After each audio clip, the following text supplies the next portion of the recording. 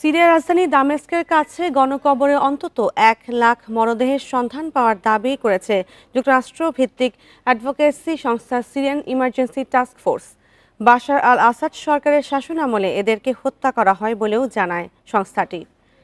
কোতাফা অঞ্চলে এরকম 5টি গণকবর রয়েছে বলে জানান সিরিয়ান ইমার্জেন্সি টাস্ক ফোর্সের প্রধান মোয়াজ মোস্তফা। নিহতদের মধ্যে যুক্তরাষ্ট্র ও যুক্তরাজ্য সহ বিদেশি নাগরিকরাও রয়েছে বলে দাবি তাদের। মোস্তফার অভিযোগগুলো স্বাধীনভাবে যাচাই করতে পারেনি রয়টার্স। তবে ব্রিটিশ এই বার্তা সংস্থার প্রতিবেদনে বলা হয়, সিরিয়ায় 2011 সাল থেকে চলা গৃহযুদ্ধে লাখ লাখ মানুষকে হত্যা করেছে আসাদ সরকার। মানবাধিকার লঙ্ঘনের বিষয়টি বরাবরই অস্বীকার করেছে বিদ্রোহীদের হাতে ক্ষমতাচ্যুত প্রেসিডেন্ট বাশার আল আসাদ।